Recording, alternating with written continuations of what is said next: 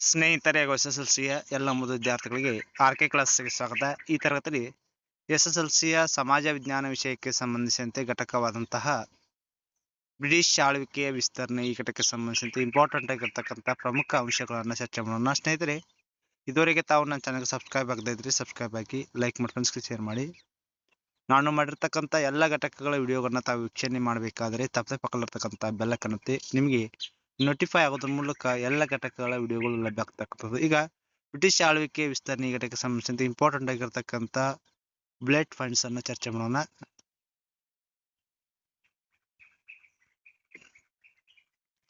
ಬ್ರಿಟಿಷರು ಸಾಮ್ರಾಜ್ಯ ವಿಸ್ತರಣೆಗಾಗಿ ಸಹಾಯಕ ಸೈನ್ಯ ಪದ್ಧತಿ, ದತ್ತು ಮಕ್ಕಳಿಗೆ ಹಕ್ಕಿಲ್ಲ ಎಂಬ ನೀತಿ ಜಾರಿಗೆ ತಂದರು. ಬ್ರಿಟಿಷರ ಸಾಮ್ರಾಜ್ಯ ವಿಸ್ತರಣೆಗೆ ಅಡ್ಡಿಯಾಗಿದ್ದವರು ಪೇಳ್ವೆಗಳು.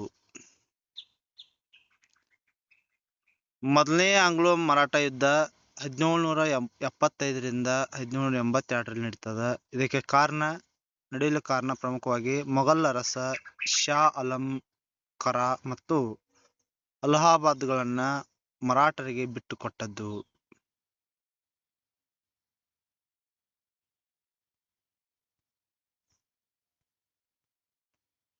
ಮರಾಠ ನಾಯಕ ಮಾಧವರಾವ್ ಮರಣ, ಪೇಶ್ವೆ ಸ್ಥಾನಕ್ಕೆ ಕಲಹ, ರತೋಬ್ನಿಂದ ನಾರಾಯಣ್ ರಾವ್ ಕೊಲೆ. ನಾನಾ ಫಡ್ನವೀಸನು ಎರಡನೆಯ ಮಾಧವರಾವ್ನನ್ನ ಪಟ್ಟಕ್ಕೆ ಕೂರಿಸಿದನು. ರಘೋಬ್ ಬ್ರಿಟಿಷರ ಸಹಾಯ ಕೋರಿದನು. ಬ್ರಿಟಿಷರು ಮತ್ತು ಮರಾಠರ ಒಕ್ಕೂಟಗಳ ನಡುವೆ ಯುದ್ಧ ಪ್ರಾರಂಭ ಆಗ್ತದ. ಸಾಲ್ವಾಯ್ ಒಪ್ಪಂದದೊಂದಿಗೆ ಈ ಯುದ್ಧ ಮುಕ್ತಾಯವಾಗ್ತದ. ಲಾರ್ಡ್ ವೆಲ್ಲೆಸ್ಲಿ ಸಹಾಯಕ ಸೈನ್ಯ ಪದ್ಧತಿಯನ್ನ ಜಾರಿಗೆ ತಂದನು. ಸಹಾಯಕ ಸೈನ್ಯ ಪದ್ಧತಿ ಭಾರತೀಯ ರಾಜ್ಯಗಳ ನಡುವೆ ಒಂದು ಸೈನಿಕ ಒಪ್ಪಂದ. ಸಹಾಯಕ ಸೈನ್ಯ ಪದ್ಧತಿಯ ನಿಬಂಧನೆಗಳು. ಮೊದಲನೇ ನಿಬಂಧನೆ, ಭಾರತೀಯ ರಾಜರು ಬ್ರಿಟಿಷರ ಸೇನಾ ತುಕಡಿಯನ್ನ ಇರಿಸಿಕೊಳ್ಳುವುದು, ಸೇನೆಯ ಖರ್ಚು ವೆಚ್ಚಗಳನ್ನ ಭರಿಸುವುದು, ಆಸ್ಥಾನದಲ್ಲಿ ಬ್ರಿಟಿಷ್ ರೆಸಿಡೆಂಟ್ ನ ನೇಮಕ, ಬ್ರಿಟಿಷರ ಅನುಮತಿ ಇಲ್ಲದೆ ಯಾವುದೇ ಯುರೋಪಿಯನ್ನರ ನೇಮಕ ಇಲ್ಲ, ಭಾರತದ ರಾಜ್ಯಗಳೊಂದಿಗೆ ಯುದ್ಧ ಸಂಧಾನ ಮಾಡುವಾಗ ಗವರ್ನರ್ ಜನರಲ್ನ ಅನುಮತಿ ಪಡೆಯಬೇಕು. ಪ್ರತಿಯಾಗಿ ಕಂಪನಿ ರಾಜ್ಯಕ್ಕೆ ಆಂತರಿಕ ಬಾಹ್ಯ ರಕ್ಷಣೆ ನೀಡುತ್ತದೆ.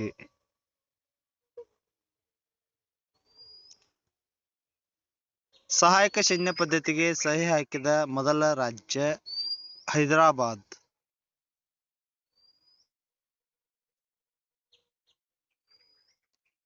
ಎರಡನೆಯ ಆಂಗ್ಲೋ ಮರಾಠ ಯುದ್ಧ ನಡೆದಂತ ವಿಷಯ 1803ರಿಂದ 1805. ಮರಾಠ ನಾಯಕರ ಆಂತರಿಕ ಕಲಹ ಕದನಕ್ಕೆ ಕಾರಣ. ಪೇಶ್ವೆ ಬ್ರಿಟಿಷರ ಸಹಾಯ ಕೋರಿದನು. ಪೇಳ್ವೆ ಎರಡನೆಯ ಬಾಜಿರಾವ್ ಬೆಸಿನ್ ಒಪ್ಪಂದಕ್ಕೆ ಸಹಿ ಹಾಕಿದನು.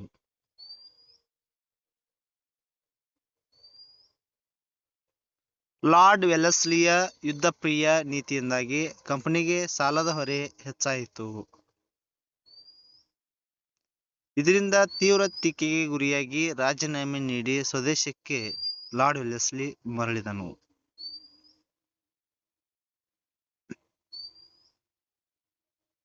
ಮೂರನೆಯ ಆಂಗ್ಲೋ ಮರಾಠ ಯುದ್ಧ 1817ರಿಂದ 1818ರಲ್ಲಿ ನಡೀತಕ್ಕಂಥದ್ದು.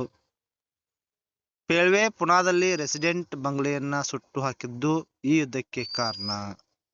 ಪೇಶ್ವೆ ಕೋರ್ಗಾಂವ್ ಅಷ್ಟೇ ಯುದ್ಧಗಳಲ್ಲಿ ಸೋತು ಶರಣಾದನು. ಬ್ರಿಟಿಷರು ಪೇಶ್ವೆ ಪದವಿ ರದ್ದು ಮಾಡಿ ವಿಶ್ರಾಂತಿ ವೇತನವನ್ನ ನೀಡಿದರು. ಮರಾಠರ ಪ್ರತಿರೋಧ ನಿಗ್ರಹಿಸಲು ಶಿವಾಜಿ ವಂಶಸ್ಥ ಪ್ರತಾಪ್ ಸಿಂಹನನ್ನ ಸತಾರದಲ್ಲಿ ಪ್ರತಿಷ್ಠಾಪಿಸಿದರು.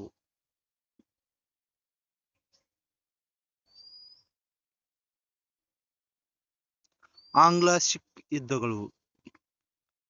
ಬ್ರಿಟಿಷರು 1809ರಲ್ಲಿ ರಂಜಿತ್ ಸಿಂಗ್ ಅವರೊಂದಿಗೆ ನಿರಂತರ ಮೈತ್ರಿ ಒಪ್ಪಂದ ಮಾಡಿಕೊಂಡರು. 1845ರಲ್ಲಿ ಈ ಒಪ್ಪಂದ ಉಲ್ಲಂಘಿಸಿ ಬ್ರಿಟಿಷರು ಸಿಬ್ಬರ ಮೇಲೆ ಯುದ್ಧವನ್ನ ಘೋಷಿಸಿದರು. ಸಿಬ್ಬರು ಸೋತು 1846ರಲ್ಲಿ ಲಾಹೋರ್ ಒಪ್ಪಂದಕ್ಕೆ ಸಹಿಯನ್ನ ಹಾಕಿದರು. ಇದರಿಂದಾಗಿ ಬ್ರಿಟಿಷರ ರೆಸಿಡೆಂಟ್ ಪಂಜಾಬಿನ ನಿಜವಾದ ಆಡಳಿತಗಾರನಾದನು. ಲಾರ್ಡ್ ಡಾಲ್ಹೌಸಿ ಪಂಜಾಬ್ನನ್ನ ಬ್ರಿಟಿಷರ ಸಾಮ್ರಾಜ್ಯದಲ್ಲಿ ಲೀನಗೊಳಿಸಿದನು.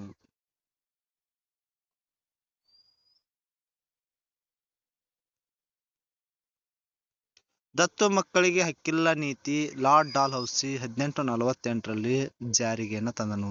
ದತ್ತು ಮಕ್ಕಳ ಹಕ್ಕಿಲ್ಲ ನೀತಿಯನ್ನ ಲಾರ್ಡ್ ಡಾಲ್ಹೌಸಿ 1848ರಲ್ಲಿ ಜಾರಿಗೆ ತಂದನು. ದತ್ತು ಮಕ್ಕಳಿಗೆ ಹಕ್ಕಿಲ್ಲ ನೀತಿಗೆ ಒಳಪಟ್ಟಂತಹ ಪ್ರಮುಖ ರಾಜ್ಯಗಳ್ಯಾವುದರ ಸತಾರಾ, ಜೈಪುರ್, ಸಂಬಲ್ಪುರ್, ಉದಯ್ಪುರ್, ಝಾನ್ಸಿ, ನಾಗ್ಪುರ್.